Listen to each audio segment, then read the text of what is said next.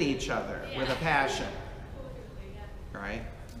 Now, don't mistake, I mean, historically Muslims and Christians haven't always had the best of relationships either, and Christians and Jews the same thing. But as far as their basic tenets, it's interesting that you mentioned that. If we look at basic Judaism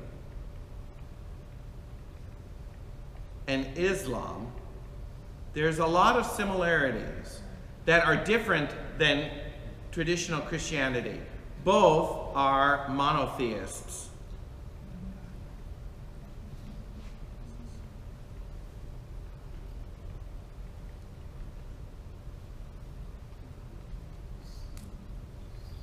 You say, well, aren't Christians monotheists? Yes, we're monotheistic. That means we believe in one God. The difference is both Jews and Islam believe in only one God. They don't believe in a trinity. Christianity believes that God has revealed himself into three persons, Father, Son, and Spirit. Both Jews and Muslims don't understand that, and they treat Christians as if we believe in three gods. They don't understand the Trinity. But both of them understand that there's one God, period.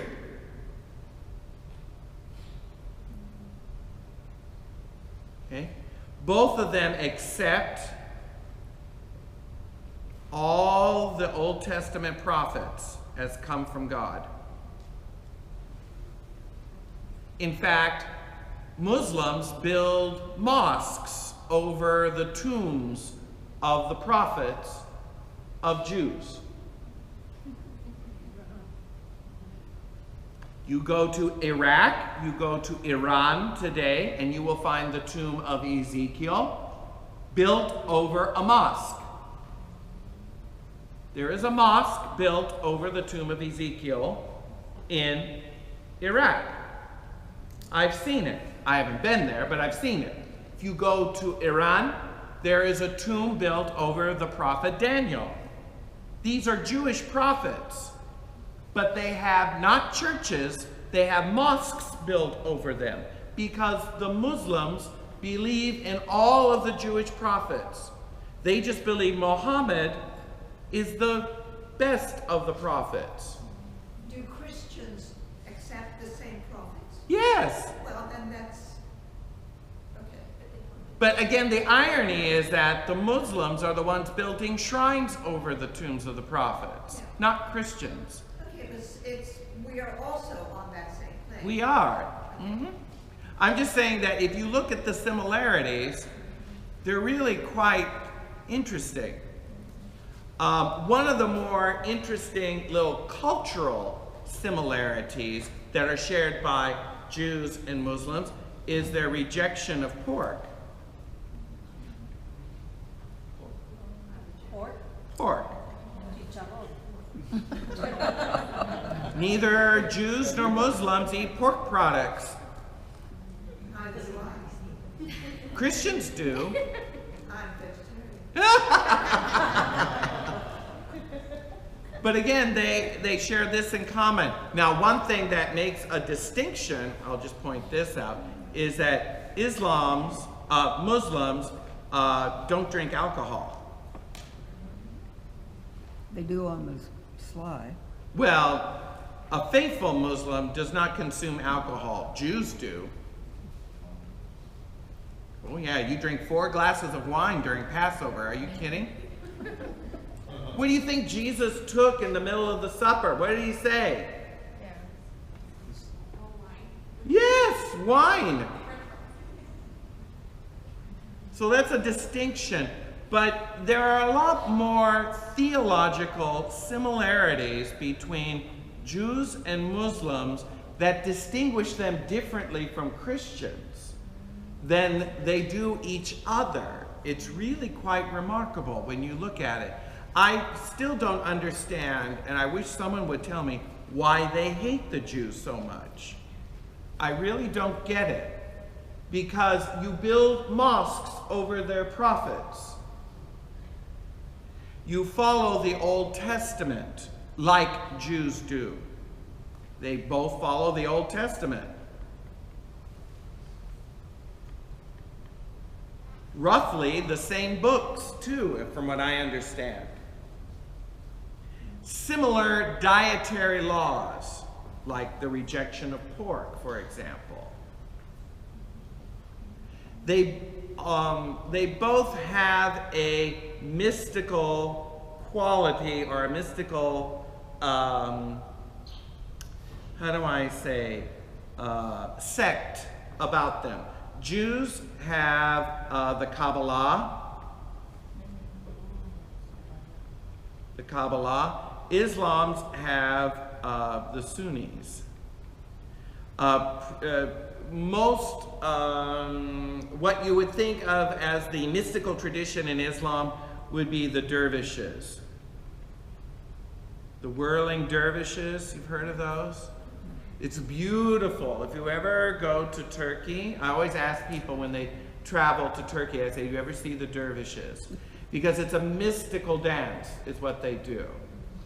They have these elaborate pants that balloon out, and they stand in a certain way, and they tilt their heads in a certain way, and they just twirl, and they spin. And as they do so, they're in meditation. It's a way to induce a mystical experience. And in the dance, there is a communion with God, is what they do. And the way that they hold their hands is that they come in and go out as they do. It's a beautiful, peaceful, contemplative tradition. The truth is, Judaism, Islam, and Christianity all have a mystical, contemplative tradition to them. Even in Jesus' day, the Essenes were a quasi-monastic sect aimed at self-purification in preparation for the coming of the Messiah. Little did they know he was walking in Jerusalem at the time. But ever since that period, all three traditions have this mystical tradition. They do it much differently over the years, but in essence, they have all three of us have a similarity, and that is a rejection of the world, a pulling back or a deep meditation upon the scriptures of God, and some call to deep inner prayer that is aimed at reaching God, at elevating God. In Christian tradition, we call this the ladder to heaven. And this is done through 4 rungs, through Lectio Divina. The ladder to God in Christian tradition is done with 4 rungs. And let me see if I can remember them. It's Lectio, meditatio, oratio, and contemplatio. Let me spell it correctly. Contemplatio. These are all Latin terms. Lectio means reading, meditatio means meditation, oratio means prayer, contemplatio is the reply. This is considered the ladder to heaven. This has been done by monastics since at least the 4th century that we know of. And this process is called Lectio Divina, or divine reading. It is a way in which you read the scriptures in a way to access or hear the voice of God. And how do you do it? By reading, by meditating, by praying, and by hearing the response. The early mystics, the Desert Fathers, said that this is the quickest way to heaven, the quickest way to ascend to heaven. And it's really not that difficult. It really isn't. I've used this in a lot of my, I don't do it only on how I study the scriptures. There's a different mode that you get into when you want to study the scriptures to find its meaning when you're a theologian. This is a mode of a mystic or of a monastic, someone seeking to hear the voice of the Lord. When I need to spend time with God, when I'm in meditation before the Blessed Sacrament, this is what I do when I'm there. And believe me, you get answers. You hear, if you put yourself in that mode, you do hear the voice of God. Now, it's not an audible voice, like you don't get a recording, but you do get a response in your spirit. It's happened more times than it hasn't. When you focus your mind, you bring your Bible, you read through a passage, and it's not like normal reading. When I say read the scriptures, it's usually this. I'll take a passage in Paul or one of the Gospels, I'll sit there and I say, Lord, tell me what you want to say. And then I'll read the first line, and you read it slowly. In the 6th month, the angel Gabriel was sent from God to a city of Galilee named Nazareth. And I usually stop with one verse. No matter what verse I'm on, if I read just that, I say, Lord, meditatio, what is it that you need for me to hear in this? And I'll just stay with that. And almost always something will pop out that I never saw or heard before. That's the contemplatio. That's part of it. Okay? Now that's a very brief overview of how, in my own spiritual practice, how I use the scriptures to talk with the Lord and have him hear him speak back to me. I use the Bible at random? I'm sorry? Do you open the Bible at random? No. Something you... No, I usually have been like reading through a particular passage or a particular book. I did this through the book of 1 Peter once. It lasted for well over 6 months of just going through verse by verse. And usually something that strikes me, I try to memorize that verse or two. But it's not just eeny, meeny, chilly, beanie, tell me, Lord, what you want to say. Okay, that's superstition, if you ask me. If you want this reporter's opinion, that's superstitious. Okay? That's using the Bible like a fortune cookie. Tell me what is my day today? Saul said to his servant, but if we go, what can we bring the man? Ooh, I'm supposed to bring something today. Okay, that's superstition if you ask me. Okay? I would not do that. This is something in which, and in historically speaking, the monks that do this usually take the divine readings or the mass readings, and that's what they lectio, meditatio, oratio, contemplatio on. Okay? That's what they do. And it's those verses that carries them throughout the whole day. And I've seen that happen too. Where if I do this in the morning, something will keep bringing me back to that verse. It's remarkable. And it's a real sense that God is with you. God is speaking to you. And you begin to see God in everyday experience.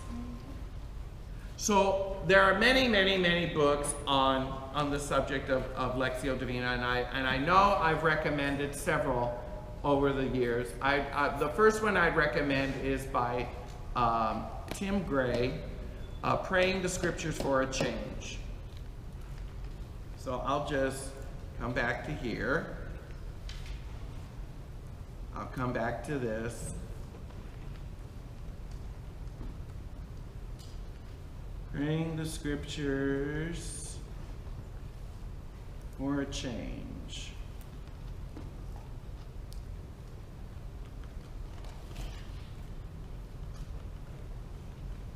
All right, where is it? Praying the Scriptures, Tim Gray. There it is. Praying the Scriptures for a Change, an Introduction to Lectio Divina. Excellent book, easy to read. I would highly recommend it if you want to start a practice and you don't know how or when to, where, or who, or to begin. This would be the book I would recommend for you to start. There are many others. This is a good beginning start. Okay? I've read this book several times to get me back into the habit or prayerfulness of Lectio Divina. Yes? When you were saying the Judah and Islam, they don't like each other. When I was in a theology school, one of our pastors, he was describing that way. The way he showed it is because when Abraham, Ismail was the first son. Yes. And then Isaac, Yes. So that's why they're fighting since that time. Yes. They are, they say, Ismail was first. Yes. And Isaac, and so until now, that's why they don't like each other. One sin of a man has created our whole Middle Eastern problem today. Because the Arabs are descendants of Ishmael, and the Jews are the descendants of Isaac. And they were fighting back then, and guess what? They're still fighting now. It's a brother conflict. Now, what's also interesting in the sense that Islam takes its cues from Ishmael, the firstborn of Abraham, but